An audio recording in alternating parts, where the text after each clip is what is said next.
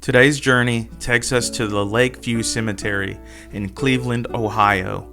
We have came to pay our respects to Ray Johnson Chapman, born 1891, passed 1920.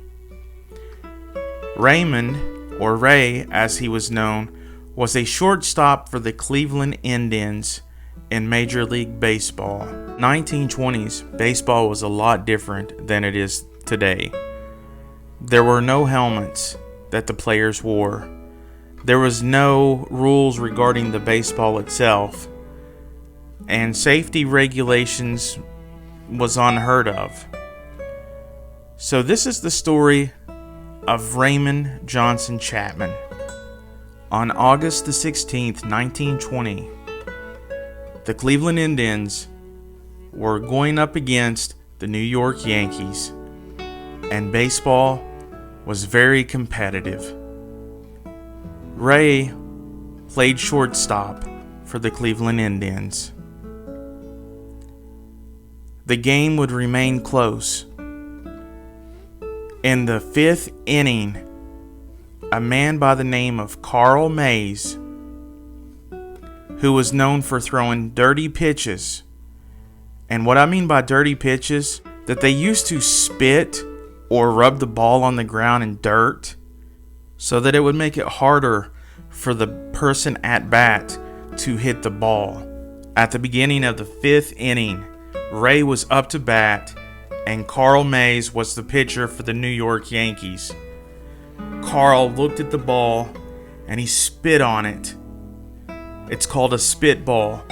And then with the first pitch, he threw it and it hit Ray right in the top of the head. Immediately, Ray fell to the ground. The umpire, Tommy Conley, noticing that Chapman was bleeding from his left ear, he screamed towards the stands for a doctor. Tris Speaker, who had been on deck, rushed to Chapman, as did several players from each team. Carl Mays merely stood on the mound. Chapman tried to walk, but his knees buckled. As he was helped off the field by his teammates, he mumbled, "I'm all right. Tell Mays not to worry. Ring, Katie's ring," before falling unconscious. Chapman was taken to St. Lawrence Hospital, a short distance from Polo Grounds. The game would carry on while Ray was taken to the hospital. And even though the Cleveland Indians won that day, they awaited word on Ray's condition. The doctors tried to save Raymond's life, but his skull was fractured severely and his brain was damaged, and at 4:40 a.m. he passed away. His pregnant wife, Katie, was summoned from Cleveland by phone, arrived at 10 a.m. and fainted when she learned he had died. Thousands of mourners attended Chapman's funeral at the Cathedral of St. John the Evangelist in Cleveland, and he was buried at Lakeview Cemetery. Cleveland players wore black armbands for the remainder of the season.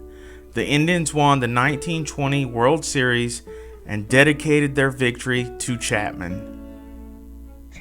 This was a dark time for baseball and the Chapman family. If anything good came out of Ray's death, it was that the Major League Baseball installed safety regulations and no longer allowed the conditions that could repeat what happened to Ray. And that is the story of Raymond Johnson Chapman, one of the greatest players that baseball has ever known.